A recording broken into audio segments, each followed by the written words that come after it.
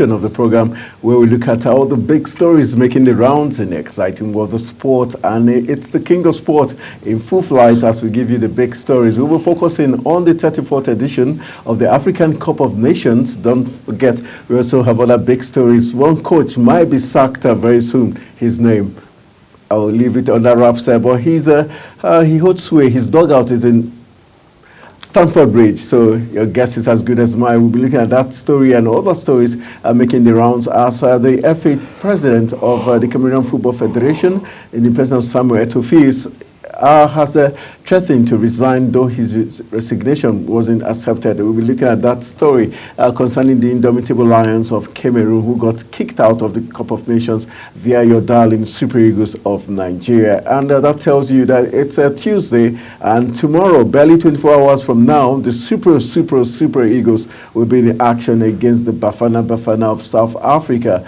But it's going to be a big one because one man, our talisman, one of the talisman of the Super Eagles, his name, Victor Osimhen, might not be in that matchup. So let's see what's going to pan out. That's how we welcome you to today's edition. I'm not alone. I've got three players. We've got two on the sidelines. One, we've got Odi Samuel, who will be making his debut on today's program, and he's going to be anchoring this program as time goes on. And also, we're having Wisdom Olisa.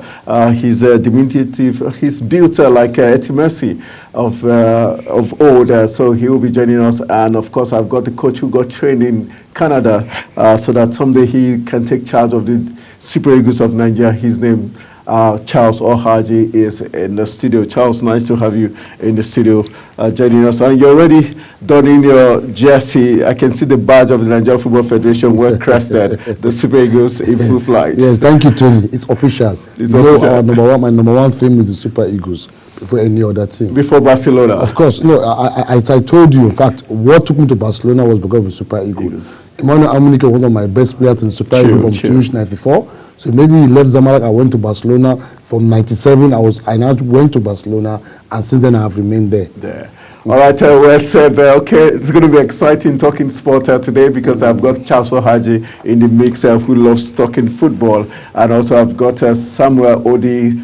He's 6 feet tall, and so when he comes in, he's going to remind you of Sami Ajayi of the Super Eagles. And it's been long we had the top players in the Super Eagles in the days of Uche Okechukwu, the gentle giant, and co. All right, let's just give you some big stories making the rounds. Then before we delve into our discourse. Like I told you, Wisdom Olisa will be joining us, built like Etimesi, and I've got a very dependable defender in the person of Samuel Odi, who is waiting in the wings to sub me and get into action. All right, let's begin big stories.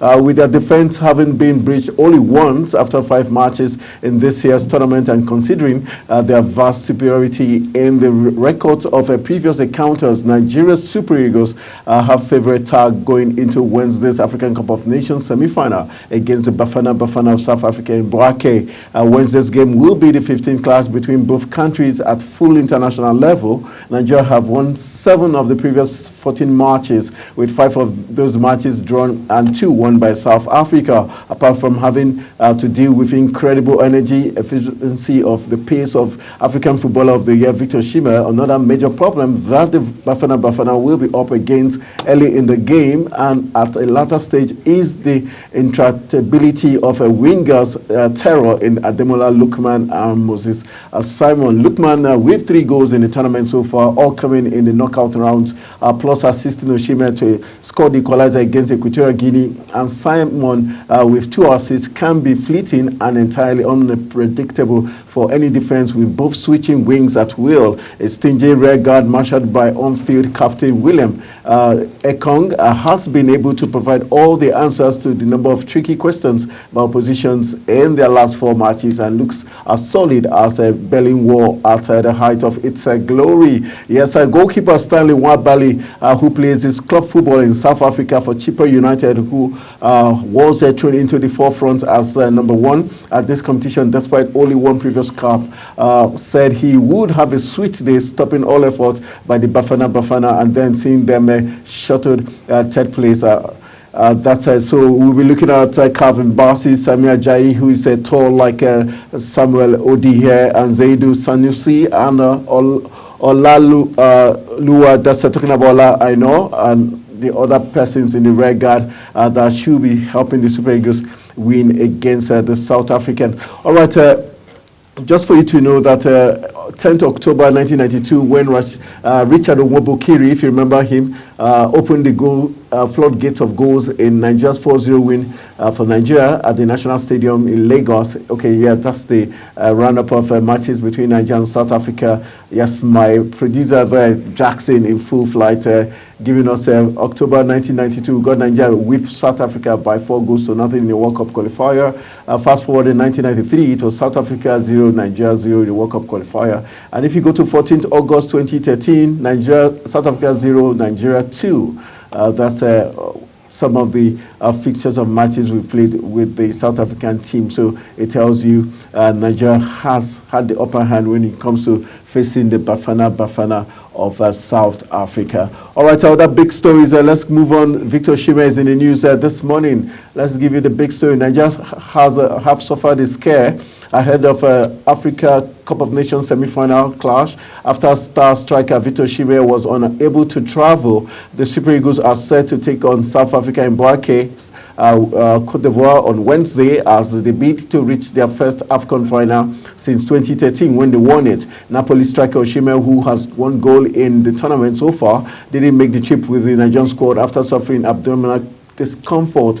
He will be assessed by Nigeria's medical team in Ivory Coast capital Abidjan with a view to joining up with the teammates on Tuesday. A Nigerian statement reported that the Athletic Red members of the team traveled from Abidjan to Bouake today via 10 p.m. Air Cote d'Ivoire flight. Osimhen did not, however, make the trip as a result of abdominal discomfort. Osimhen, 25, has featured in all 5 of Nigeria games at the AFCON and scored the equalizer in the group stage opener against Equatorial Guinea. The game finished 1-1 before Nigeria beat the host 1-0 and Guinea-Bissau 1-0 to finish in Group A. 2 goals by English-born Ademola Lookman sealed a 2-0 win over Cameroon in the last 16, and the Atlanta winger netted again to see off Angola 1-0 in the quarterfinals. The winner of Nigeria-South Africa match will take on either Ivory Coast or DR Congo in Sunday's finals. All right, let's talk money matters for the Super Eagles of Nigeria. Let's tell you that following the Super Eagles' progression to the semi-finals of the ongoing African Cup of Nations in Ivory Coast, let's tell you that reporters say Nigeria earned 3 billion naira, approximately $2.5 million. Nigeria reached the semi-finals of the 34th edition of the AFCON after defeating Angola 1-0 at the Felix Houphouët-Boigny Stadium in Abidjan on Friday. As one of the remaining 4 teams in the competition, the Super Eagles, alongside South Africa, their semi-final opponent, DR Congo and host Ivory Coast, have already secured $2.5 million before the start of the tournament. Confederation of African Football President Dr. Patrice Motsepe announced a 40% increase in the prize monies. So what it means is that the winner takes $7 million and the runners-up take $4 million. That's what you're going to get, and we hope the Super Eagles will be cashing out at the end. All right, let's talk female football now, talking about the national team, the Flamingos. Yes, just like you have the Golden Eaglet of Nigeria, we've got the Golden Flamingos of Nigeria. Big story, it says Nigeria's under-17 girls, the Flamingos, have set off on another FIFA World Cup journey with a strong warning to opponent as they dismiss their counterpart from Central African Republic 6-0 in an African second round first leg qualification game in Douala, Cameroon on Sunday. Harmony Chidi opened the floodgate as early as the 5th minute, and Priska Nwachukwu doubled Nigeria's advantage. 6 minutes left in the first period at the start the reunification in Cameroon's second city. Chidi made it 2 for herself on the day and 3 for Nigeria in the 42nd minute before Shekirat Mushood got in the 45th minute with Nigeria's 4th, leading to 4-0 at halftime. The 2022 FIFA World Cup bronze medalists still refused to lift their feet off the pedal as Etim Didion made it 5 in the 57th minute, and Shekirat Mushood got her brace in the 72nd minute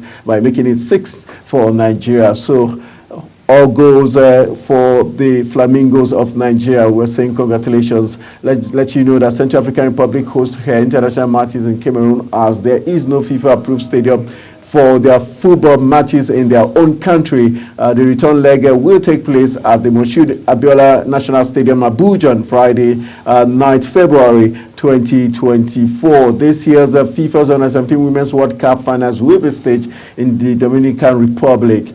All right, that's the big stories there. Let's go to club football. Quick one there, just to let you know that Phil Foden scored a brilliantly composed hat-trick as Manchester City fought back to earn a 3-1 win at Brentford on Monday and closed to within 2 points of the Premier League leaders Liverpool with a game in hand. Brentford, who did the double over City last season, went ahead after 21 minutes as Mark Flecken goal kick flew over the flat-footed visiting defense, allowing Neil Maupay to race clear and tuck in his 5th goal in 5 games in all competitions. All right, moving on to other stories. Let's talk about Chelsea now. Big story. Chelsea are concerned that sacking Mauricio Pochettino could put them in danger of breaching Premier League spending rules with the club's precarious financial situation a major factor as they consider whether to make a managerial change. It is not thought that the Argentine is in immediate danger, with the club hoping to get the season's end before performing a review. All right, so talking about Chelsea, they're thinking of sacking their coach. Meanwhile, some big story coming up from Old Trafford said Lisandro Martinez will be out of action for at least 8 weeks after damaging his knee ligament in Manchester United win over West Ham on Sunday. A very sad story there. And just to let you know, the last story we are taking tells us that Lionel Messi was contracted to play for 45 minutes in Hong Kong friendly, claims sports minister, even though the Inter Miami star is struggling with a leg injury. Hong Kong sports minister has claimed to be giving reassurances that Lionel Messi will play in Inter Miami's friendly in the city, and amid controversy over the fixture, tens of thousands of fans expected to see the World Cup winning captain take part in Sunday's pre-season match against the Hong Kong 11 after he was named along the Miami substitute. But the 8-time Ballon d'Or winner, who has a leg injury, stayed on the bench throughout the club's 4-1 win. And just wrapping it up, big story coming from Saudi Arabia. We cannot but take this story. Manchester United defender Raphael Varane has reportedly been offered £50 million a year to reunite with Cristiano Ronaldo of Saudi Arabian club Al Nassr. The Frenchman, who is 30, has been far from a short starter in Eric Ten Hag's side during the turbulent third season at Old Trafford. United rejected the option to extend Varane's contract by a further 12 months, and he is free to speak with other clubs ahead of a summer move. All right, so that's how much time is going to take us. Oh my God, my producer says one more story to go. All right, let's take this story coming from Indomitable Lions of Cameroon. Samuel Eto'o has seen his attempt to resign from his role as the president of the Cameroonian Football Federation rejected. Eto'o, one of the greatest Cameroonian players of all time, scored 56 goals in 118 caps for his country after a hugely impressive career for the likes of Barcelona, Inter Milan, Chelsea, and the former striker who won Champions League 3 times and African Cup of Nations twice, took to the presidency of the FICAFOOT in December 2021. However, his reign hasn't been plain sailing, with several controversial moments over the past 2.5 bits. That's the letter there coming from the FICAFOOT, exclusive to Talk Sport on Global Television. For example, Eto'o reportedly has an ongoing feud with Andre Onana, which has seen the Manchester United keeper enjoy a toxic relationship with his national team. This included the 27-year-old being sent home from Cameroon's World Cup squad in 2022 and retiring from international football before reversing his decision last year. He was also involved in a violent altercation with a supporter in Qatar, while at recent report in Athletic alleged that Eto'o and his close aides have been accused of being involved in match-fixing, abuse of power, physical threat, inciting violence. And just to add it to it, CAF said to be looking into the various claims. Eto'o and his lawyers have previously denied the claims. All right, that's how much we're going to take on Samuel Eto'o, and just to let you know that his daughter also did file a case against him. All right, let's turn back to Charles Ohaji. Too many stories to take there. Okay, let's look at, first of all, the Super Eagles in action tomorrow. And how worried are you when your top striker or your top talisman, Victor Osimhen, didn't travel with the team? Yeah, thank you, Tony. Of course, Tony, naturally, we will all be worried. it's worrisome when you know not just my top striker, but the African Footballer of the Year. True. So the whole Africans are worried, not just Nigerians. True. The whole Africans are worried because this is a player the marketing department not is just the marketing department, but this is a player that is the greatest in Africa, as we're talking about right currently. So the whole world, the whole teams, the whole country, they want to see him play. So, but again, I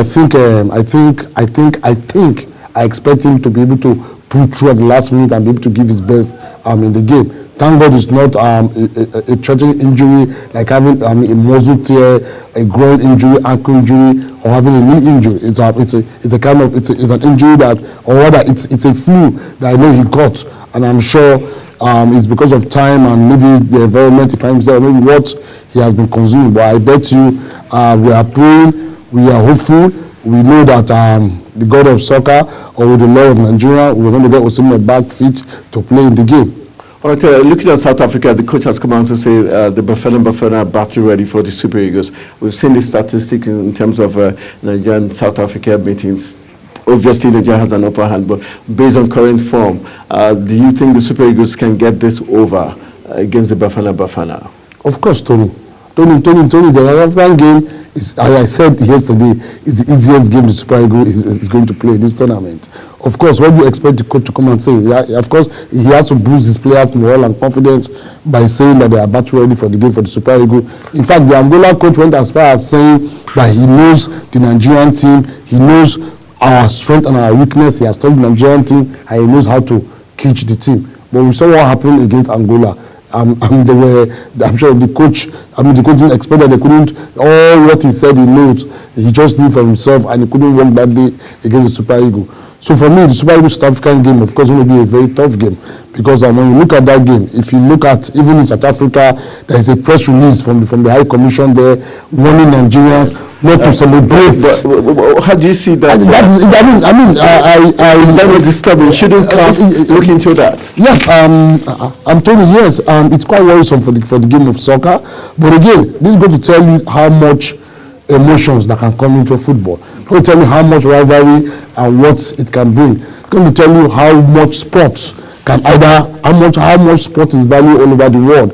Of course, sport is one of the tools you use in uniting a country. Making people the excitement. Sport is one great tool that everybody all over the world will see how well sport has changed the world and changed how people behave around the world. We've seen situations whereby people are not happy. We've seen where countries are going through a war situation. But once they come to sport, everybody drops their arm because they want to work. Did they never use this football to unite this country? Yeah, that's the thing. So that's how vast and powerful sport is. So for me, I think it's worrisome whereby they could send those messages that we shouldn't celebrate against Bafana. I think it's quite unsportsmanship. Because they said in everything you do in this world, you have to behave like a sportsman. When they say have the spirit of a sportsmanship, means that they know that you should be able to accept losses, accept win, accept defeat. You're happy and you move on. That's the spirit of sports. Okay, let's look at the Super Eagles. Do you think peradventure Victor Osimhen doesn't make it to the team? How is it going to affect the psyche and the morale of the players? Already the fact that he's not in the team obviously would affect the players to an extent, knowing that one of their talisman is not even traveling with them already. Yes, thank you, Tony. For me, Tony, this will not bring the team, could even end up being a game plan to our own advantage, because every player, every club we are going to play right now, of course, during their training section, they will take the better part of the training section to see how to contain Osimhen. To put 3-4 players on Osimhen. If you check all the matches to play, you have 3 players always on Victor Osimhen. So every club, every player we are going to play against Africa, all the 11 players, both the contract crew, their eyes, everything is how do we stop Victor Osimhen in this match. Forgetting that we have other great players. We have Paul Onachu on the bench. Onachu too is almost... Do you think Onachu has actually given us a reason, or given the coach a reason to want to start him? He has, all the times he came into the pitch, we didn't see him make any dirty run. We didn't see any obvious, a reason for the coach to want to say, okay, probably I should give me a start next match. But the truth is this, Onachu, every time he has come into the team, he has come to play exactly what the team want him to play. He has come on all the time, Freedom has come for Osimhen. He has come under specific instruction. This is what you're going to do. When you come, you hold on to the ball, you try to keep the game, keep the ball with you, keep possession, try to hold on the opposing defender, kill off the time, and then see if you can create chance and get more goals. But this is what you want to. Onacho has come in to play exactly what he has asked to play, and he has done his job perfectly well for the period he has come in. So I want to tell you that when you see a Paul Onacho giving the nod, I'm telling you, for me, it's even going to be a game changer against our opponent. Because Onacho coming in now, I'm sure the opponents will be confused because they don't even know where to start. They don't know how good he is, whether he's fast as Osimhen, is he good with his head, how does he space, how does he move, how does he, what is his psyche, what is his mentality when the ball is on his feet or is with the ball. So I think Onacho can come in to even change the game, and of course it could destroy the plans of the opponent. South Africans, of course, they must have drawn out a tactics, a strategy to contain the Super Eagles. But with Onacho coming in, I'm sure it will destroy everything they have because they don't even know what to do, where to start from. So of course all their hope is on Osimhen coming back to India, and this is what we're going to do, how to stop Osimhen. So when Onacho comes in now, it's going to be a different ball game entirely. But Tony, all I want to say is that whoever they call in, whoever player the coach calls him to play right now at this point in time, it's going to definitely deliver the job for the Super Eagles. All right, let's look at all things flying, especially at the African Cup of Nations. Let's look at, away from the Cup of Nations, let's look at on the foreign scene now. We took some very interesting stories.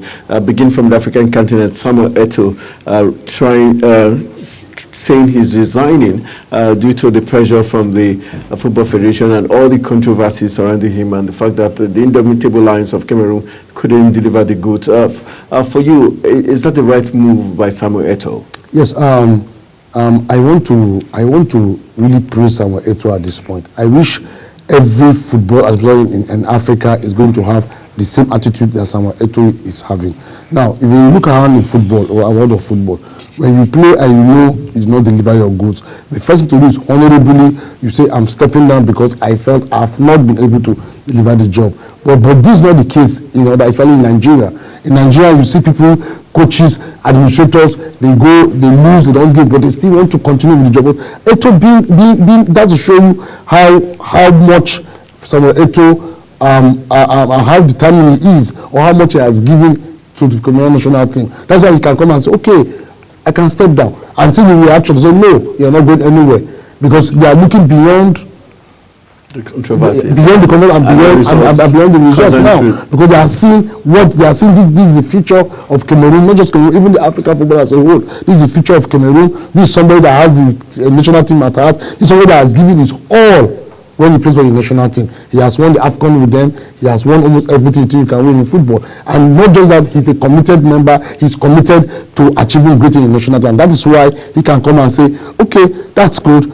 I think I want to step down right now because I've not done so well. Let somebody else come and take up my role. But they said, no, you can't go because the country and everybody still believes in him. And that shows that, of course, it was a bad tournament. And even his reaction during the Nation Cup, you can see what he told this player. He said, okay, from now on, we are going to take a loyalty test for every player that wants to play for the national team. You have to see how patriotic you are before you can play for the national team. When you put on that jersey, you should know that at this point in time, you have to give everything you have. You know that right now it's like somebody being on war, going for war. When you go for war with a country to country, you know you are meant to defend your country with everything you have, even if you want to even take a bullet for your country. And that is what Eto'o told the player. I have to from now test how patriotic you are before you can come to the national team. This shows you this is a great leader. Remember him refusing a player from a foreign descent wanting to play for Cameroon when the Cameroon had qualified for the World Cup. Remember that episode where he said that player wasn't going to join the Indomitable Lions because he did not play in the qualifiers. So of course, I mean that shows you the kind of pedigree Samuel Eto'o has. I mean, Samuel Eto'o is a player that has played in almost every league in the world. He knows how it is being done. He knows how it's being done all over the world. He has the experience. He has been there. He has seen. He has worked. And for him to come out and is the FA president of Cameroon, of course you can see what he has brought to the team. Eto'o is part of his team. He's so patriotic. He's so passionate about the game. Emotions are high, and that's why I respect when he said, okay, I'm going to step down. For me, that was just the ice. That was ice on the cake for me. And now the people are saying, no, Eto'o, you must remain. We cannot let you go. You have to continue what you have done. We still believe in you. We want to see you build a team for Cameroon, a team that's like you, that plays the way you play, that's committed the way you are committed, that is patriotic the way you are patriotic, that loves the country the way you love the country, and that is willing to give everything they have for the country. Just the way Eto'o, as an example, was when doing his playing this. Yes. So for me, I think Eto'o should remain in the job if the people want him to remain. And of course, that's football. Nigeria went through the same path. After winning 2013 AFCON, we didn't, for 10 years, we didn't get close to winning it again. We went through a lot of administrative problem, coaches problem, players problem, one political, so many things happen in our sport, and we couldn't get it right until this time we are winning it again. So for me, I think for Nigeria, we need to also have to use this opportunity and build on what we are going to get, because it looks as if we only win the tournament after every 10 years. We won the first one in 1980. We didn't come through again in 1994 after 10 years. After 94, 2013. After 94, after 10 years again. After every decade is when we win the cup, which for me is not too good. It's becoming like the history for us. Because what it means that if we win this one now, we know that after the next 10 years, we are sure the Eagles will win it. I mean, that's how it has been going. If you look at it, that's how it has been playing out all this while. So I think for me, I think Nigeria, our leader should take a clue from Samuel Eto'o. I mean, if you're not doing well, you should be able to honorably say, I want to step down. Let somebody else take. And then let the people say, no, you are not going to step down because we see what you are doing. We understand where you want to bring into the team. We believe in you. We want to still work with you. We want to stick with you. We want to give you time because we believe that you can get it right going forward. All right, before we let you go, we know that we've got another coach in the waiting on someone else. Let's look at the prize money for the African Cup of Nations. Dr. Patrice Motsepe, the CAF president from South Africa, one of the campaign promises was he was going to increase the prize money for the African Cup of Nations, which he has increased now to $7 million. Currently, the Super Eagles have 3 billion naira, approximately $2.5 million already for qualifying for the semi-finals. For you, how do you see the prize money? And are you impressed with the fact that teams are not really even looking at the prize money, but just that honor of winning the African Cup of Nations is what is driving them? But for the prize money, how impressed are you with it? Yes, thank you, Tony. Of course, this is African, and of course in Africa, we know that a lot of factors affecting us right now at this point. But again, I think we need to also do more better. We need to also increase more. I mean, we need to be able, I think the prize money by now should have been way more than this, because I tell you, the more the prize money, the more attractive the tournament gets. The more players want to come and play.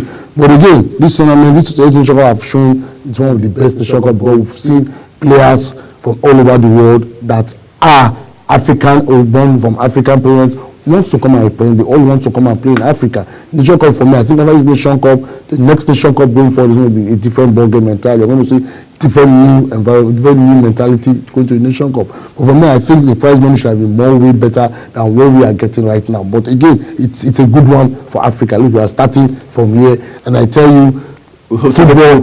I tell you, football is going to end in Africa, because for what he's telling you now is that going forward to the next World Cup, you see an African team getting to the last two.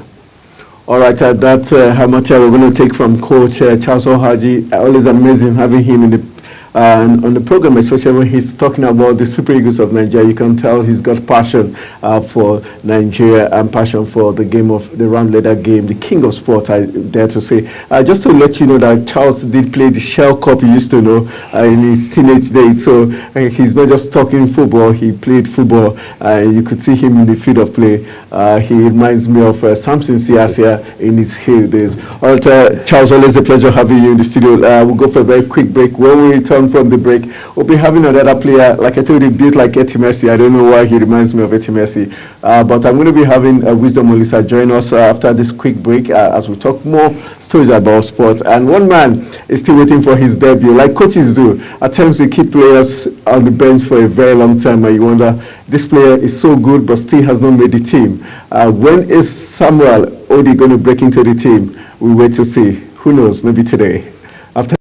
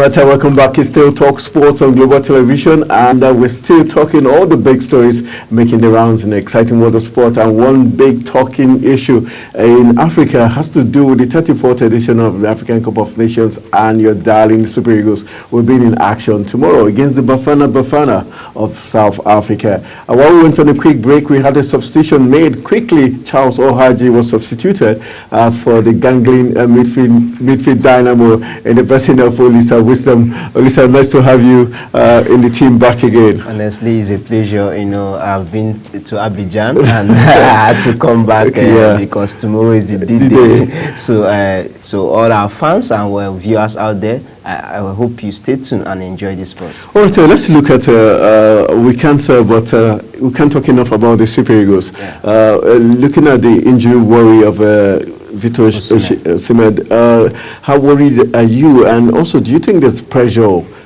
on Ademola Lookman and co to deliver the goods now that we're getting closer to the trophy? Well, I'm very worried due to the system that we are playing. You need a high-pressing forward like Osimhen. And the other substitute for we have in the person of Paul Onuachu and Terence Murphy do not have that high-pressing energy that Osimhen brings on board.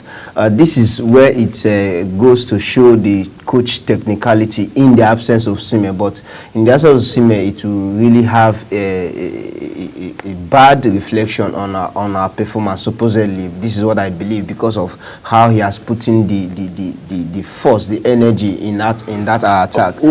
Wouldn't this be a chance for Terry Murphy to prove a point that he's as good as, because we've always talked about how good is Terry Murphy? Does he have the capacity to replace Victor Osimhen when push comes to shove? And for Onuachu, do you think Onuachu has, what should be Onuachu's weak point? Terence Murphy have the capacity, but one thing you should know about coach confidence on him is very low. You see, throughout this tournament, he has not even come in on a sub. When there's a sub, it's definitely Paul Onuachu coming, and Paul Onuachu is very sluggish. He only comes in to hold on the ball. He's only good on the area duel when you have crosses. But you know, we have a weakness in the left side in pull-outs, but we can trust on the right side for pull-out to come up, because we could see that Zaidu Sanusi is not quite good with the pull-outs. So Terence Murphy is good, but one thing that I have seen in this competition is that Ose Peseiro do not have that confidence in him so far. That's the truth. Okay, looking at our opponent, looking at Bafana, previous records, which my producer was going to show us, records between Nigeria and South Africa, shows that yes, we have an edge over them, but they've also had their own fair share of victory over the Super Eagles of Nigeria. How do you see the Bafana doing against Nigeria, especially knowing fully well that at the beginning it looked like South Africa wasn't good enough to qualify from their group? Somehow they qualified. They beat the best team in Africa, in Morocco. Moving forward, they also they've been churning out the result. Their confidence level is quite high. Head-to-head, Nigeria have been dominant above South Africa. But one thing you should know about this South African team, first of all, their coach, Hugo Broos, was the same coach that helped Cameroon won the Nations Cup in 2017. And he's not a young coach. He has been there from Belgium, and he has helped Belgium national team, and now look at what he's building in this South African team. And if one thing you should know is that this South African team, their starters, 9 of them plays for Mamelodi Sundowns. So that cohesion is there. So you see that team is very, very needed. The only thing I know is do not allow South Africa to play the free-flowing football, because they are quite good with the 1-2s.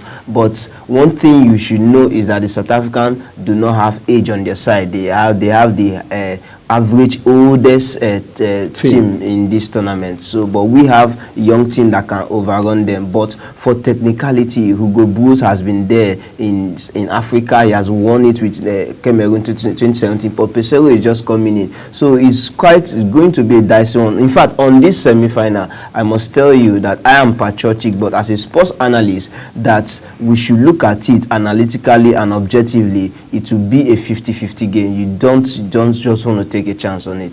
Okay, let's look at officiating thus far in the AFCON 2023. How would you score officiating, and also especially the use of VAR? How would you score it? Officiating, I must tell you, CAF referee have done absolutely wonderful, except for 1 or 2 issues with one referee actually that was sent home. But one thing you should know is that officiating has improved compared to previous edition, and I tell you, the use of VAR has been spot on to some extent. In fact, I will score officiating in this tournament 95%. All right, looking at now we're reaching the business end of football. How delicate would this semi-finals and finals be looking at officiating? Because we know that we have some very interesting calls when it comes to semi-finals, especially when we look at the fact that the host nation, Cote d'Ivoire, is going to be in action against DR Congo. Is that where we're going to see the real test? Officiating has been fine, but like I said, there are pressures too on the referees. But one thing we should know is that this semi-final will be very, very interesting. You can't take it away because the world are beaming their eye on this Nations Cup so far. This AFCON has been so interesting to the global stage, and I tell you that officiating might be tilted when you look at the AFCON. You saw what happened between Ivory Coast and the last game that they lost, Guinea. You know that there was almost a fight. The Guinea players wanted to fight the referee, but that's just by the case. But one thing we should know is that definitely there's always this home advantage, pressures on the referee. But I believe officiating will be fair. All right, as we wrap it up, let's look at club football now, talking club football. We've got big stories concerning Mauricio Pochettino of Chelsea. The Chelsea considering sacking Pochettino. Would that be a right move for Chelsea?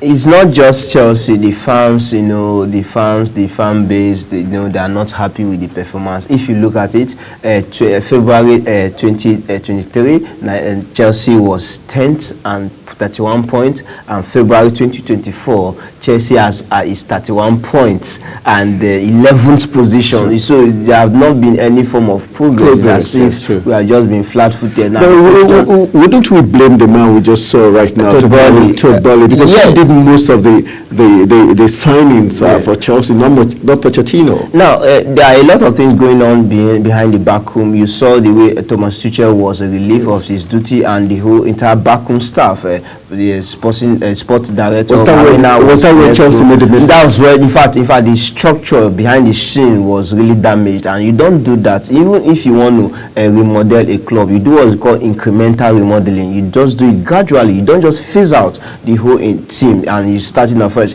And let me tell you something, this rebuilding thing doesn't work. That's the truth. You must have a mix of experience, because you can't say you are rebuilding.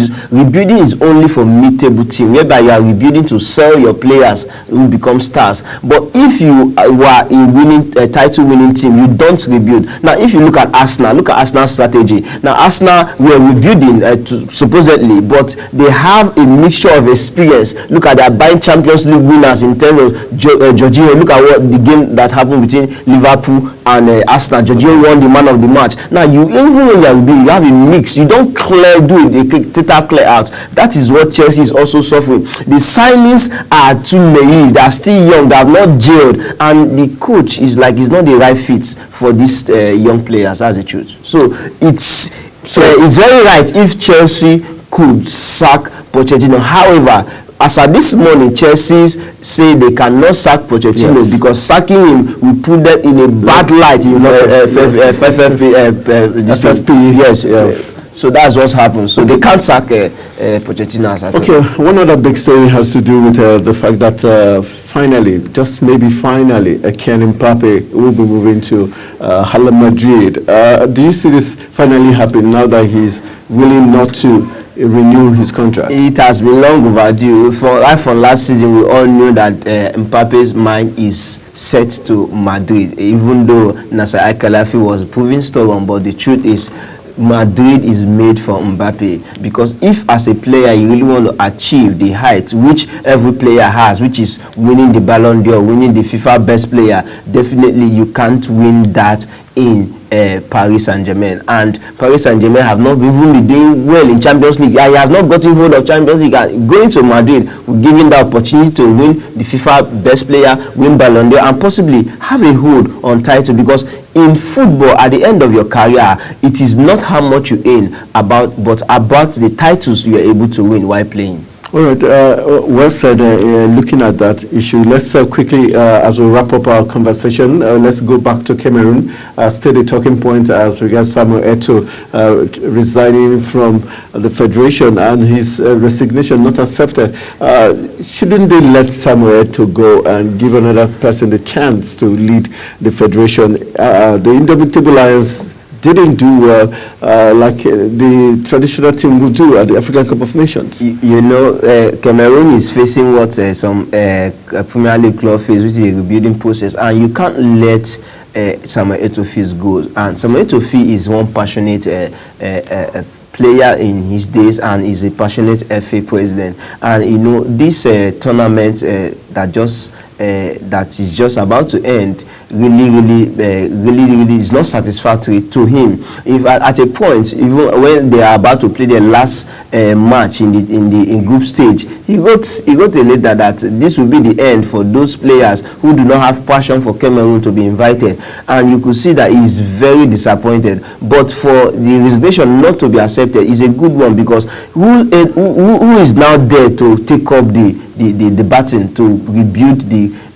Cameroon national team, if not Eto'o? So a lot we go under after now, but to be frank, it's very right for them to reject his resignation. Okay, looking at the Indomitable Lions, what do you think went wrong with them at the Cup of Nations, especially looking at the goalkeeping department, where Onana was treated fairly? Well, I only want to point out is the entire everything is wrong with the Cameroon national team, from the crop of players invited. You could see, and they don't have the right coach. They don't have the right coach. That is true. Robert Song was just awarded, that coaching compensation as a compensation, not that he's qualified. So I don't even know why they are still sticking to Robert Song. You can't compare Amadou Cissé of Senegal with Robert Song, even though they are ex-players. Being an ex-player does not make you a good coach. That's a fact. So to me, if Cameroon want to get it, first of all, they have to look at their league. Cameroon National League is dead. As I'm speaking to you, is not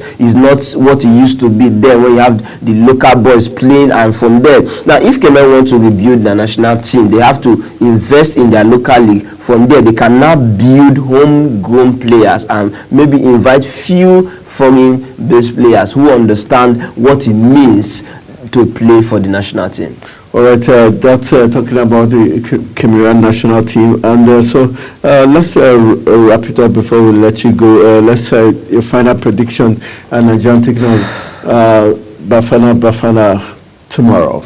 Honestly, I wouldn't want to be on the side of patriotism, but objectively, I can't just predict that match. Honestly, sorry putting me on the hot seat, but I wouldn't want to predict that match. But if I really want to go with being patriotic, I would say a 2-1 victory for Nigeria. And if you don't want to be patriotic? If I don't want to be patriotic, it will go into the deadlock of penalties, and this is where I have my fears. I wouldn't want it to go into penalties, because South African keeper shows to me that he's quite good. Let's just leave it. For a long time, I've never seen a keeper that is, he doesn't go before the goal, he waits for you and he dives very well.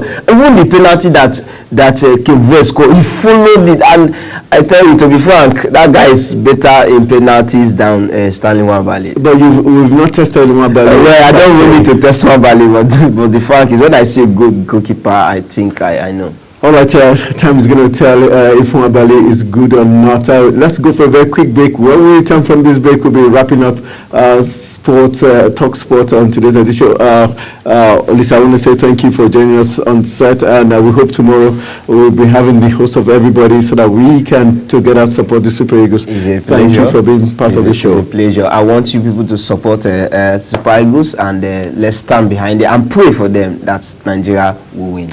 All right, let's go for a quick break. When we return from this break, we'll be calling the wrap on Talk Sport. Stay with us.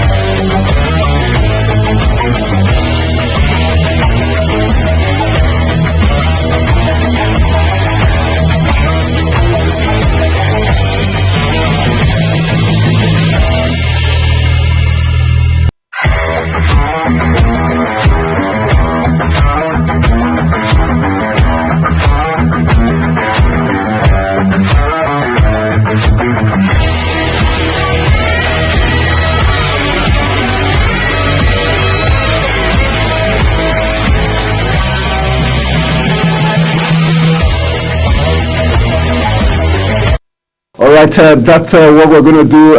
Another quick substitution, and like the master stroke of Carlo Ancelotti, he swaps players at the nick of time, and so we've decided to do that. We've taken off the midfield dynamo in the person of Olisa Wisdom, and we brought in the man who's making his debut for the TalkSport team. His name, Odi Samuel. Nice to have the 6 feet tall striker by my side. Yeah, thank you so much. Nice to have you.